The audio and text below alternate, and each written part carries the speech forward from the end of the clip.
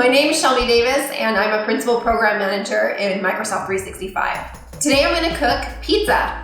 So we have vegetarian, vegans, and meat eaters in my family, so I'm going to make two different types. One is going to be more of a vegetarian pizza, and the other is going to be a dessert pizza. The first step in making pizza is to get out your mixer, and then you take your flour and you do 3 cups of the flour into the mixer. The next step is actually a little bit more complicated. You need 1 1/4 cup warm water because we're gonna make the yeast bubble and come alive.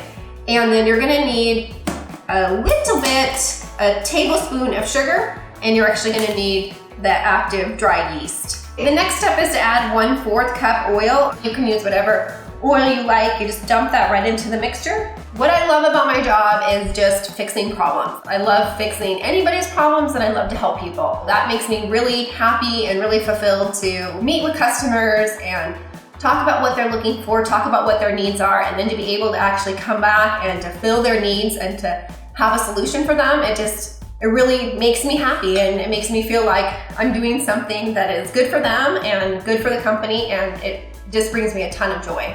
The next step is to add a little bit of salt. I'm gonna actually add 2 teaspoons. You can add a little more, a little less, depending upon what you like.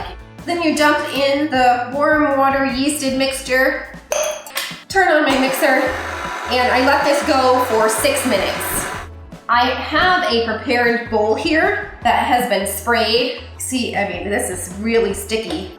Just try to get it into that bowl as fast as you can because this is gonna get everywhere.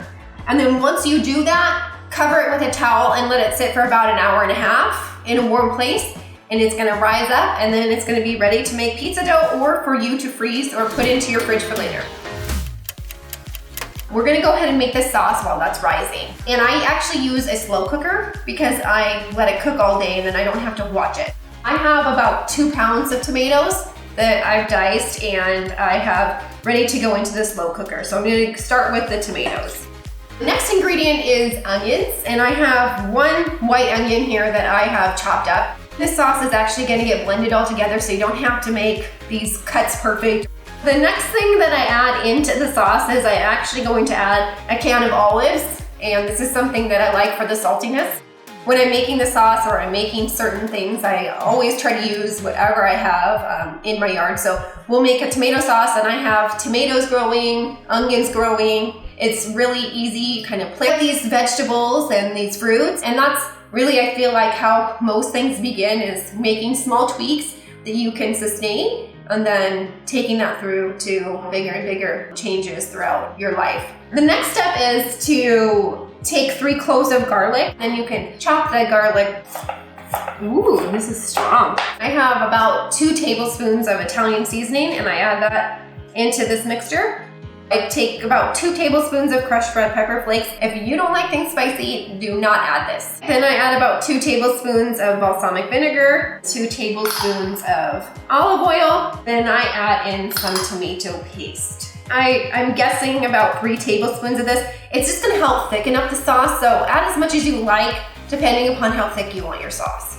And I am gonna actually turn on my slow cooker to low, and I'm gonna let it cook for about 8 hours, and then when I come back, it'll be nice and thick, and I'll blend it up, and I'll use it for the sauce for the pizza. The next step then is to get your pans prepared for your dough. Today, I'm just gonna use cookie sheets. I prepare this by putting down some cornmeal, and I just sprinkle the cornmeal down. I don't even think you need the olive oil, but you know, why not? It tastes good. So now my dough is ready, and it's risen, and I'm just gonna punch it down a little, and I put half onto one pan and half onto the other. And I just roll out the dough into the edges of this cookie sheet, and it's as easy as that. Here's my daughter, Chloe. Hi. And she's gonna build her pizza, and I'm gonna build my pizza. My pizza is actually a dessert pizza, and I'm gonna use some pear cinnamon jam that comes from my mother-in-law. She actually makes this jam. Chloe's gonna use the sauce that we made, and then she's gonna use a bunch of other ingredients that she likes on her pizza. I will be placing on jalapenos, cheese, artichokes, and tomatoes. Oh my gosh, I'm gonna use like the whole jar. But this will be delicious. You may as well use it up. I think that I teach Chloe how to cook and she teaches me how to cook. It's one of those things where she's opened my eye up to different things and different tastes that she's had, and I do the same with her. I'm vegetarian, so we have a little different diets. And I think you're more willing to try things, and then you'll do that at home.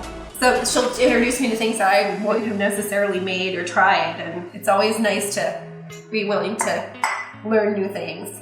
So the next step, now that we have loaded up our pizzas with the ingredients that we want, we're gonna put them into the oven.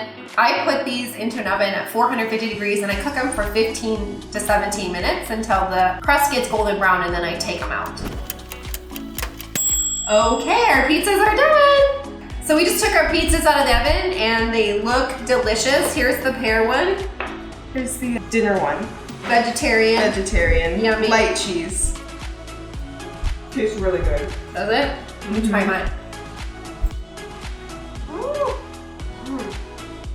That's delicious. Thank you for watching, and for more episodes, go to MicrosoftLife.com.